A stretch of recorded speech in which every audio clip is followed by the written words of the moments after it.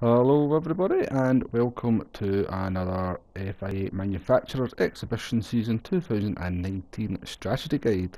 It's round 2 of this new season, and we are going to Dragon Trail Seaside 2 for 13 laps in Group 3 cars. Details of the race on the screen. We have fuel at times 3, timer at times 8. We have the choice of the racing medium and the racing hard tyre. But as we scroll down to the tyre requirement, there is no tyre requirement for this one, so you can do as you wish with the tyres. Now, disclaimer here, this is not a track that I am particularly familiar with, so I did put in a little bit of practice just to get up to speed. However, I don't think the lap times are, or finishing times are particularly great for this one. So we are doing a one stop here on the initial run. We're going to do 6 laps in the first stint in the mediums and 7 laps on the second stint when we have burnt the fuel down a little bit. Let's get 2 things out the way straight away. There is no fuel concerns for this one, no fuel saving required. All the Group 3 cars should be able to do the race distance without refueling. Fairly comfortable. You can see we're halfway through lap 1 here, and we are approaching 15 laps worth of fuel as we come round the hairpin, halfway through the lap, or more like 2/3 into the lap. And the second thing is forget the hard tyres exist. They're about a second a lap slower than the mediums, and because the tyre wear is quite low at times 8, there's not really any point where they become the better tyre, any kind of crossover where they become the better tyre. But we shall talk about that a little bit later on as well. So we are in the BMW Z4 for this strategy guide. Allegedly it's had a little bit of a buff. I'm not convinced that is the case. I know the max speed has gone from 6.4 to 6.5. But I've used the Z4 quite a lot before, and I think its top speed is exactly the same, or its acceleration is exactly the same as it was before. And it was never as bad a car as was made out. It's always been a pretty good handling car. Anyway, enough about the car we are in. We are, as we said, this is the one stop run. We are about halfway through lap 2 here. Very technical course, Dragon Trail Seaside 2. Very easy to get some of the corners wrong, particularly I guess it's a quadruple left-hander. I think you'll see a lot of cars make mistakes there. And then you've also got the sort of tricky chicane towards the end of the lap. That's what we are going through right now, as we come to the end of lap 6. Now we're going to pit in here, even though the tyres are in reasonably good shape. We are going to pit. Just seems like the logical decision or logical lap to pit if you're going to do the one stop. So we'll get a look at the pit stop loss here. So in we come, no fuel required, new set of medium tyres put on the car, and out we go.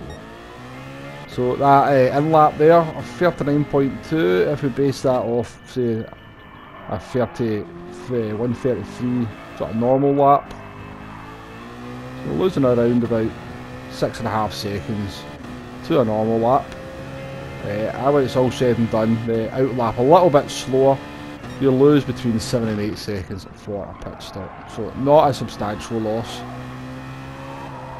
However, we shall see if that is enough of a loss to make the non-stop strategy viable. So we are on the last lap here, into this tight hairpin here.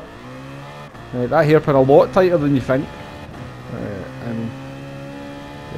Good idea to get the car, you've got to kind of overslow the car to get it into the apex. I was missing the apex quite a lot during this run. You can see the new tyres have been worth some lap time, but we've not been consistent in this second stint. That was a bit of a hallmark for this run here on the one stop. We weren't consistent. There's definitely time to be found here. I think I could probably go about 4 seconds quicker than this finishing time that's about to pop up, so keep that in mind. I think there's about 4 seconds, definitely 3 seconds, maybe 4 seconds to be gained. Yeah, but as the finishing time pops up, we have done 20 minutes 16.9 for the one stop run there, medium to medium.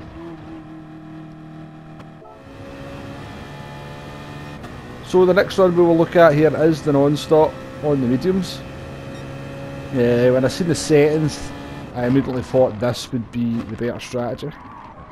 Usually when the tyre wears in single figures and there's no fuel concerns, the non-stop does tend to be the optimal strategy. And if you look at the lap times there, we have done a better job than we did in the one stop run. We're probably about certainly a second and a half up the road, maybe even 2 seconds up the road than we were at the same point in the one stop run. So it kind of confirms my suspicion that I can go a lot quicker on the one stop run. But we'll cross that bridge a little bit later. So again, into this tricky hairpin here.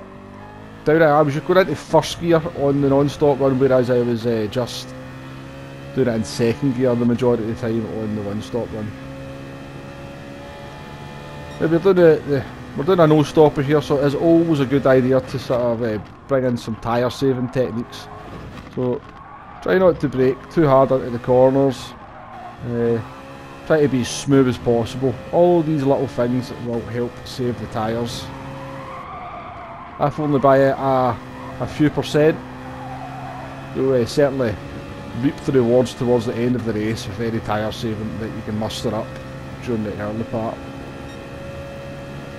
So we come to the end of lap 6 there. You can see it's all looking pretty good at this point in terms of lap time. But lap 6 seems to be about, or certainly lap 7 and 8 seems to be where the tyres start to give up a little bit of performance. Lap 8 we're going towards the mid 33s, lap 9 pretty much the same. And lap 10 again, another, as we come to the end of it, another mid 33. So the tyres are starting to give up towards the end of the race. But still reasonable lap times. We're only losing about a second a lap compared to our best laps at the beginning of, so it doesn't look too bad at this point. To the end of the non-stop run we come. You can see lap 12. Again, we're still dropping a bit of lap time there. That game's a bit of a surprise. The tyres just seem to have given up performance. Probably not the best driven lap. I was going to be caught out just a little bit by the tyre where I made a bit of a mistake. But we are starting to feel a bit of pain on the tyres over the last 2 laps. And certainly over the last 4 laps. So the one stop run would be coming back quite fast at this point. But we cross the line there to finish with a 34.1. The finishing time will pop up. It's a 2 minutes? A 20 minutes 15.9, so about 1 second faster than the one stop run that we did. But as I said, I do believe there's a lot of time in that one stopper. So my conclusion for this one is that the one stopper, I reckon, is quicker. However, I think a lot of people will do the non-stop in this one, unless you're really bad in tyres. I think that's the strategy that a lot of people will go for, which will make doing the one stop, that will certainly compromise your finishing time as you try to work your way through some non-stoppers.